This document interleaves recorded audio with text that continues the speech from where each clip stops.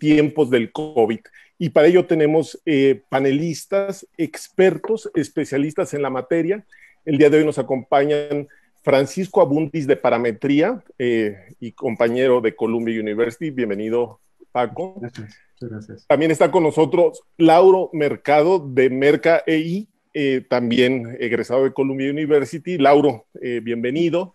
Nos acompaña el día de hoy María Fernanda Vergara de Identa, especialista en la materia, y también Sergio Zaragoza de México Elige, una autoridad en la materia. A nombre de mis compañeros de Área 9, que encabeza Alejandro Sanders, y de los presidentes de las asociaciones de exalumnos de Harvard, liderado por Jimena Fernández, por el MIT con Fernanda Sánchez, el equipo de Cambridge con Dora Medina, todo el grupo de UCL con William Jensen, la comunidad de London School of Economics con mi compañera Belén Saucedo, les damos la más cordial bienvenida a este evento. Mi nombre es Alejandro Osorio, presidente de Columbia University Alumni en México. Les damos la más cordial bienvenida a toda la audiencia también que se conecta el día de hoy por Facebook Live. Les recordamos que tenemos varias vías de participación en este seminario, ya sea con la herramienta de la mano que está en Zoom, ahí pueden participar, y también hacer sus preguntas en el panel de preguntas y respuestas del propio Zoom, o bien hacer sus preguntas a través de Facebook Live, donde las recogeremos y se las presentaremos a los ponentes. La dinámica de este panel, va a haber una participación de cada uno de los panelistas hasta por 10 minutos, donde nos harán sus presentaciones de los hallazgos más importantes de opinión pública, y posteriormente iniciaremos las rondas de preguntas y respuestas con las preguntas de todos ustedes. Entonces, los invito a que se sumen, los invito a que participen y pregunten. Le cedo la palabra a mi compañera Belén Saucedo, quien nos introducirá con las semblanzas de cada uno de los ponentes. Adelante, Belén, por favor. Sergio Zaragoza ha trabajado como coordinador, asesor y estratega digital en más de 90 campañas en México, Estados Unidos de América, Colombia, Perú, Bolivia, Guatemala, República Dominicana y Panamá.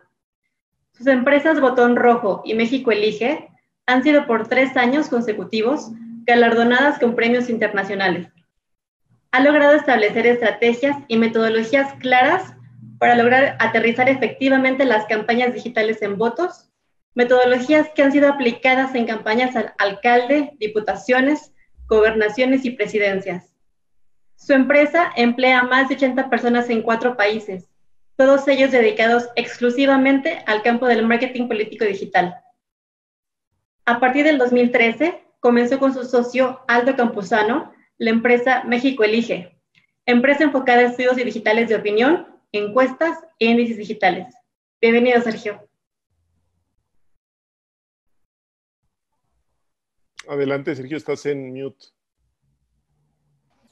Muchas gracias. Gracias, Alejandro Osorio, por la invitación a este prestigiado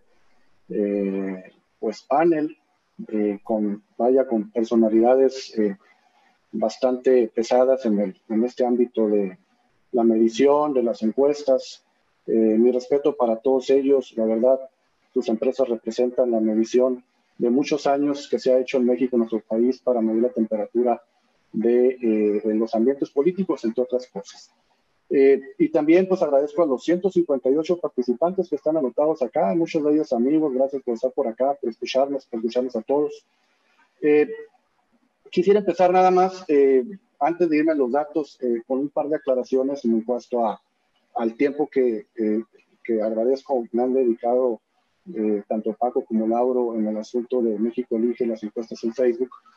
Nosotros iniciamos, como le dieron en la asamblea en 2013, porque vimos en los cuartos de guerra, en los war rooms electorales, que había cierta disonancia entre los datos que nos traían los encuestadores tradicionales en cuanto a aprobación o popularidad de un candidato, a lo que veíamos nosotros en los muros, ahora sí, de Facebook, en cuanto a la opinión del candidato, en cuanto a la temperatura política del momento. Entonces decidimos aplicar y empezar a estudiar todo esto y empezar a aplicar la misma metodología, porque la metodología no cambia, no podemos inventar una nueva metodología, las matemáticas ahí están, la probabilidad estadística ahí está, la cuestión de la teoría ahí está, pero la misma metodología a la población que tenía o que tiene una cuenta de Facebook disponible. En este caso, nosotros no solamente encuestamos en Facebook, sino encuestamos en todos los ecosistemas a los cuales Facebook tiene acceso, como pueden ser páginas web en cuanto a los anuncios que publican en ellos, Instagram, WhatsApp, el mismo Messenger de Facebook, lo cual nos lleva a ser un poco discordantes con los datos que nos presentó Paco. Paco decía que era de un 60%, de un 70%, o luego mencionaron un 30%. Facebook nos da un dato muy concreto. 84 millones de habitantes mayores de 18 años de edad accesan a sus plataformas en cada mes y son usuarios únicos. Ese es el alcance de la plataforma a nivel nacional. Que el mismo Facebook, con sus datos auditados, nos los da a todas aquellas personas que tenemos que poner algún anuncio. Y obviamente Facebook difícilmente va a engañar a las personas que les vende anuncios porque entraría en alguna cuestión de fraude por estos datos. El último listado nominal de electores en México nos da 89.123.355 mexicanos con una credencial de elector para votar, y obviamente para la credencial de elector se requiere ser mayor de 18 años de edad. Entonces, si nos vamos a estos universos, tenemos que prácticamente, pues nos faltan más o menos 5 millones de habitantes en edad para votar, para poder cubrirlos de alguna forma con alguna encuesta de nuestra parte. Dentro de los hitos, de alguna forma que tenemos, nosotros siempre preferimos medir la precisión de las encuestas con los resultados que se dan electoralmente. El último hito fueron 158 encuestas que se hicieron en 2018 para senadores y alcaldes y presidentes, donde tuvimos un porcentaje ahora sí de precisión de 87% de nuestras encuestas fueron concordantes con los resultados electorales que sucedieron en esa elección del 2018. Y por último, hemos sido de alguna forma precisos en los resultados electorales del 2016, cuando publicamos la primera encuesta en SDP Noticias de las 12 elecciones que había para gobernador en aquel entonces, y también en la primera encuesta pública que vimos a conocer un resultado que fue muy preciso, fue una encuesta de Nuevo León con el Bronco, donde prácticamente vimos el resultado que fue de las boletas electorales, donde solamente Reforma dio un resultado ganador en aquel entonces para el Bronco. Dando esas precisiones, nada más quiero de nuevo reiterar el respeto por el trabajo que hacen mis demás compañeros que hacen encuestas. Nosotros siempre promovemos en los cuartos de guerra que para tomar decisiones electorales o de negocios o de lo que sea, se deben de tener todas las opciones posibles abiertas de mediciones, y un candidato debería de tener en su escritorio las encuestas de tierra, las de la telefónica y por supuesto la digital. Terminando esto, pues bueno, les pongo la presentación.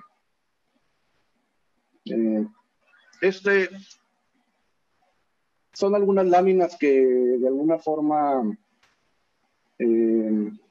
seleccioné de la última encuesta que publicamos. No sé si ya pueden verlo. Sí, perfecto. De que publicamos el 10 de mayo. Nosotros estamos haciendo una encuesta mensual desde noviembre del 2018 que presentamos en Radio Fórmula con Ciro Gómez Leiva, mes con mes, el segundo lunes de cada mes. Esta es la del 10 de mayo, la cual la pueden consultar en mexicoelige.com. También para los datos que dieron de Tlaxcala, que pusieron datos nuestros ahí, se pueden ir a tlaxcalaelige.com, donde pueden ver que los datos no son como los presentaron en cuanto que dicen que es una locura. Hay una tendencia, hay un crecimiento de alguna forma del gobernador de Tlaxcala. Si quieren consultarlos, ahí está toda la serie histórica de todos los gobernadores. Nada más ponen el estado elige, Nuevo León elige, Sonora elige, y van a poder consultar un año de históricos de datos por estado en cuanto a la aprobación del gobernador, la aprobación del presidente en ese estado y cómo están los partidos políticos siendo en intención de voto en cada uno de los estados también. Ya pueden consultar ese dato. El principal problema del país este mes, el mes de mayo, fue un mes realmente sorprendente.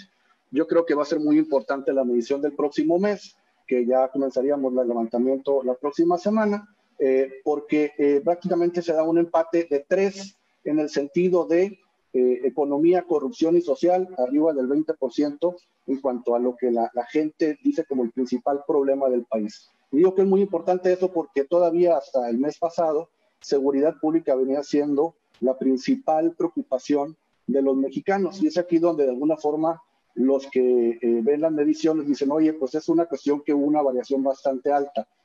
La cuestión en México hoy es una cuestión que puede dar variaciones muy altas porque tenemos problemas multifactoriales en la población, tanto de salud, seguridad pública, economía, que están afectando a la población. Y tenemos prácticamente, pues puede ser un empate de a 4 en cuanto a los problemas que tenemos. Hasta todavía el mes pasado el problema de corrupción del presidente lo había podido bajar a niveles impresionantes, cuando en el sexenio pasado el principal problema que la población veía en las mediciones que nosotros hacíamos era el problema de la corrupción. Básicamente pasó a tercer o cuarto lugar. Hoy, a raíz de toda esa situación de las acusaciones de Manuel Bartlett y la familia y todo eso, corrupción viene ya a tener una posición bastante importante, la primera, en esa situación de preocupación en los habitantes. Segundo, la segunda parte es economía, con un 21.7%. El problema económico es que es un problema que una vez que se pone en primeros lugares, como es una variable que no se mueve tanto, es difícil de alguna forma bajar. Es un problema que yo creo con correlación que nos va a tener un presidente que va a ir poco a poco bajando su popularidad. Y obviamente sociales, que es donde está la cuestión de salud pública, con básicamente un 20%, 20 puntos de esos 21 puntos que tiene la población con preocupación. Cuando nos vamos a las familias mexicanas, eso es cuando le preguntamos cuál es el problema del país. Pero cuando le preguntamos a las familias cuál es el principal problema, economía ha sido desde hace muchas mediciones, tanto en este gobierno como en el gobierno pasado, el principal problema del ciudadano. Estando en segundo lugar prácticamente también lo de seguridad pública, y no es un problema hoy por hoy, el problema de salud en las familias como uno de sus principales problemas que así lo considera. Y las series históricas también las podemos ver. Obviamente hay prácticamente un pico muy parecido al que tuvimos por allá en octubre, donde rebasa del 50% de la población, un problema en la población como un problema que está afectando a sus familias. Hay que ver si esa tendencia se continúa a la alza, y digo, con la cuestión de lo que viene en cuanto a el desempleo, las empresas que están cerrando, la gente quedándose sin ahorros, prevemos que esta situación pues, va a tener un incremento. Pasando ya a la cuestión de que muchas veces nos interesa mucho en cómo está calificado el presidente y qué tanta aprobación, nosotros hacemos prácticamente 3 preguntas alrededor del presidente. Uno, ¿qué calificación le das del 0 al 100? Y segundo, ¿qué aprobación le das? ¿Apruebas o no apruebas al presidente? Y la tercera es, ¿qué opinión tienes del presidente? Y prácticamente todas van muy a la mano en cuanto a las tendencias que ha tenido el presidente en el pasado, y variaciones de 4 o 5 puntos por mes. El último mes, ahora en mayo, el presidente tenía mayor desaprobación que aprobación, prácticamente un empate en el mes de mayo. Veremos a ver cómo le va al presidente en el próximo mes. Nosotros creemos, ligando mucho a la cuestión del COVID, que el incremento que tuvo entre abril y mayo está muy correlacionado con la atención que le dio el presidente mismo, y por supuesto coincidimos con María Fernanda Vergara en el asunto de la ciencia que puso adelante a través del doctor Gatell. Tenemos una medición ahí para ver los nuevos personajes que circulan alrededor en este asunto, y cómo Gatell pasa de ser prácticamente un desconocido a ya un presidenciable. Entonces, el asunto aquí es la atención del presidente, la desatención que dio alrededor de marzo, donde empezaron con los discursos de que se pueden abrazar y pueden salir y todo eso, y cómo cambia el discurso en abril, básicamente afecta la popularidad del presidente de manera positiva, otorgándole algunos puntos de aprobación y de calificación. Cuando comparamos esto, que ya lo habían comparado por acá con los gobernadores, prácticamente la popularidad de los gobernadores está muy por encima de la popularidad del presidente, que es un fenómeno que no se había dado y que se está dando cada vez más seguido. Los gobernadores panistas son los mejor evaluados, seguido por gobernadores priistas, y prácticamente solamente un gobernador, que es Rutilio Escandón de Chiapas, tiene mayor popularidad que el presidente en cuanto a su aprobación. Todos los demás gobernadores de Morena no están haciendo una situación espejo, no se les está sumando la popularidad del presidente y tienen unas desaprobaciones bastante menores a las del presidente mismo. Cuando vemos esta esfera que es las aprobaciones de los diferentes actores políticos en conjunto, vemos que el presidente está en promedio más arriba que los gobernadores, prácticamente por un punto. Cuando sacamos ya promedios, ahí de alguna forma pesan mucho los gobernadores que tienen una calificación muy baja para este promedio, bajarlo.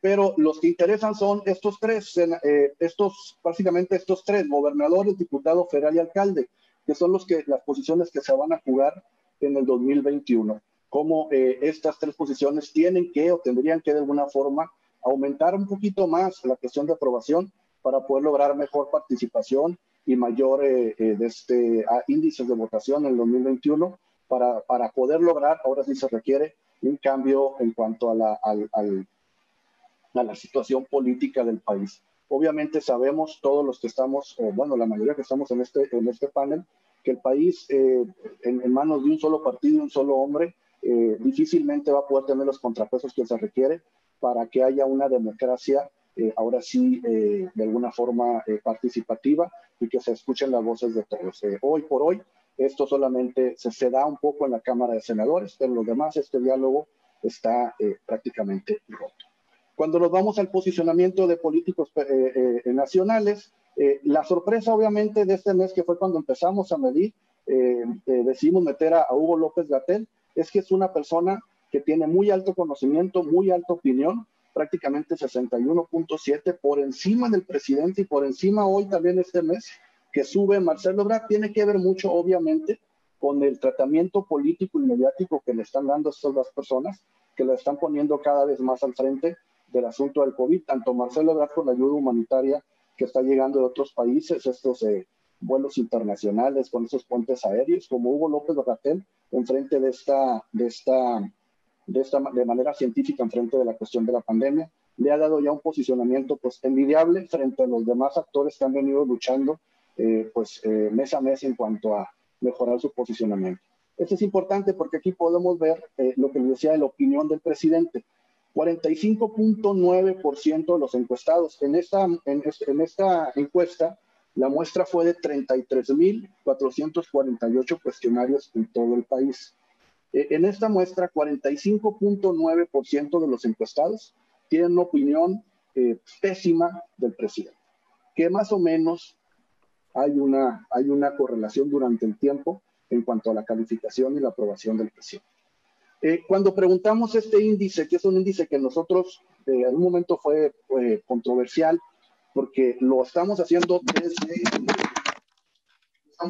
desde el primer día de gobierno de López Obrador. El 47.8% de la población revocaría, si fuera hoy, el mandato de López Obrador. El mes pasado, el mes de mayo, fue el primer mes donde tuvimos un empate en esto. Y 47.8% también de la población aprobaría al presidente para que continuara su mandato. Entonces, esta fue una pregunta que ha causado polémica porque desde el día 1 de su mandato estamos midiendo ya el índice de revocación de mandato que le hacemos. Y la gráfica, de nuevo, tiene sus altas y bajas dependiendo de nuevo de la situación de seguridad pública, de la situación de economía. Hay una correlación en que el presidente sube o no su índice de revocación de mandato, pero tenemos una franja de un 10%, que es lo que nosotros le llamamos ahora sí que los indecisos de la revocación del mandato, que es donde se mueve esta banda de aprobación del presidente entre los 50 y los 60, hoy teniendo un 47.8. El punto más bajo ha sido 46.2 por allá en julio, cuando antes de que vinieran ya los casos, estos incrementos acá son todos los casos de los detenidos por corrupción, Rosario Robles, el abogado que detuvieron, la situación de Altos Hornos, el dueño de Altos Hornos, etcétera, ¿no? Que mejoró la popularidad del presidente. Acá venía ya cayendo con su popularidad con el despido de los burócratas, la situación de no cumplir con lo que había hecho en campaña, y él vuelve a tener un repunte. Cuando nos vamos al otro índice, que es un índice muy importante, que es el índice de reelección, que también ha sido polémico. Hemos tenido amigos senadores, diputados que nos dicen que cómo es posible que midamos una reelección si la reelección no está contemplada en la Constitución. Nosotros lo usamos como un índice para ver exactamente cuál nos da un dato, que es cuál sería ahora sí que el voto duro de los morenistas o los de López Obrador. Prácticamente podemos, ahorita contesté una pregunta que pusieron ahí en el chat, que era básicamente en ese sentido, que si cuál es cuántos se han arrepentido de haber votado por López Obrador. En nuestros números, de cada 5 votantes de López Obrador, solamente 1 se ha arrepentido. 4 de ellos todavía se mantienen dentro de no haberse arrepentido de su voto, y los que consideramos nosotros el rango amplio o del voto duro de López Obrador es un 35% de los encuestados, que nos indican que seguirían bajo este régimen, incluso en un régimen de reelección, que es una pregunta pues muy, muy dura y muy seria, ¿no? De nuevo vemos aquí el mismo 10% de personas que están entre los indecisos de López Obrador. Hay una correlación 1 a 1 entre el partido Morena y López Obrador, es una simbiosis total. El presidente representa al partido y el partido representa al presidente, siendo el presidente el activo número 1 de Morena. Si cae el presidente, cae el índice de votación de Morena. Es una correlación bien pegadita. Lo que se ha ido incrementando y que nos ha sorprendido, básicamente el PAN se mantiene en un índice de votación entre el 16 y el 20%. Lo que se ha incrementado es el no sabe por quién votar. Incluso el PRI prácticamente ya casi nos lo tomamos en cuenta, porque es un partido que ya está incluso abajo de los independientes. La oposición, en este caso, la única oposición que se tendría, pues es el PAN y aquellos que logren captar este 20.4% de la población que está hoy en una sección de indecisión, ¿no? De nuevo, las gráficas aquí las pueden ver, las pueden consultar en mexicoelige.com, la última entrevista y también la última encuesta completa, que trae más datos que estos, solamente seleccionamos algunas láminas. Y cuando nos vamos ya a preguntar, escogidos Morena y el PAN, que son de alguna forma los que estarían en alguna pelea ante la fotografía de hoy, ¿por quiénes les gustaría que fuera el candidato presidente en población general? Básicamente ya hay un empate de 3 entre Marcelo Ebrard, Tatiana Cloutier, que siempre había estado muy encima, y Hugo López-Gatell, que es el nuevo, básicamente, el niño nuevo que está jugando en la política del país. Y los demás muy por debajo de las preferencias en la población general. Cuando nos vamos a Morena, ahí sí todavía Tatiana Cloutier y Marcelo Ebrard, militantes de Morena. Bueno, Tatiana no tanto militante, pero de una forma muy relacionada con el partido, pues arriba del 30% de intención dentro de Morena. Nos vamos rápido porque ya nos pusieron ahí la señal. En el PAN, básicamente Javier Corral y el presidente del PAN son los que están liderando en población general. Entre simpatizantes igual Javier Corral y Marco Cortés. Cuando nos vamos a la cuestión, ahora sí ya enfocándonos en COVID, prácticamente la mayoría de los gobernadores traen mejor calidad en el acuerdo sobre cómo están manejando la crisis del COVID. Los gobernadores están tomando la batuta en el manejo de la crisis del COVID y están siendo bien calificados por sus ciudadanos en cuanto a esto, mejor calificados que López Obrador a nivel nacional.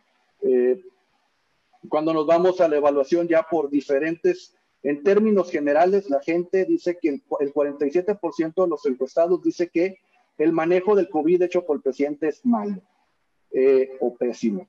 El 46.2% nos dice que en términos de salud, el manejo del presidente sigue siendo malo o pésimo. Y cuando estamos en términos económicos, el 52% de la población nos dice que es malo o pésimo el manejo que le están dando en la crisis del COVID. Igual pueden ver las series comparativas de los últimos 2, es algo que vamos a estar midiendo hasta que la crisis del COVID termine, para ir viendo cómo va cambiando la opinión pública. Aquí es, cuando le preguntamos a la gente, diría que el gobierno de la República frente a la crisis del coronavirus está actuando de manera insuficiente, el 47.9%. Adecuada el 41.3%, exagerada el 8.7%. Igual la insuficiencia de acción va a la baja porque el gobierno está actuando, es lo que está viendo la población, que está actuando un poco mejor. Igual, ¿qué tanto confía la población en López Obrador al frente de la crisis del COVID? solamente 46.6% de algo mucho y 53% no confía, poco o nada.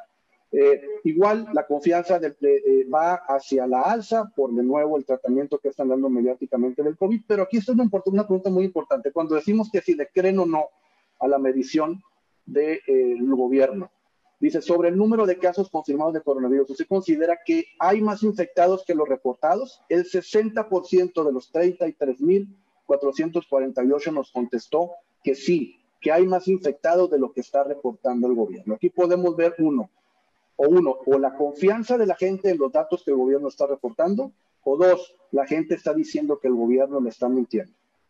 Última, igual es un dato que se mantiene estable. Cuando le preguntamos a la gente si conoce a alguien infectado de coronavirus, el 66% dice que no, pero ojo, el mes antepasado, en abril, 81% decía que no.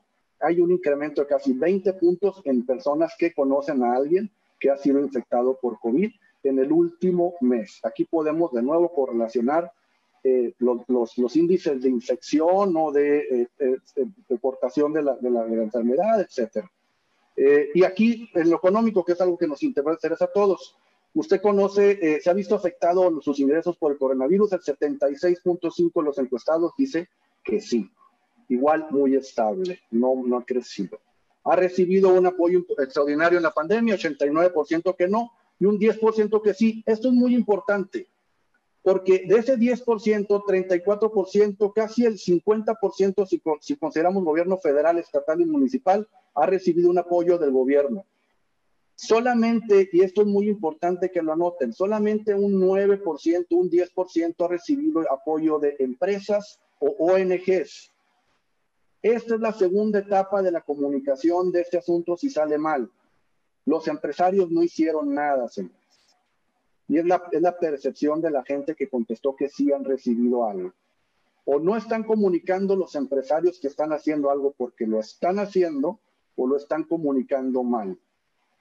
Es muy importante esto, porque esto es una cuestión de percepción, que el gobierno al ver estos datos obviamente se va a apropiar de ellos. Y es ahí donde vienen, ¿qué es lo que está haciendo el empresario? Pues corriendo gente. No está haciendo nada por la situación del COVID, no están haciendo nada por solucionar esto.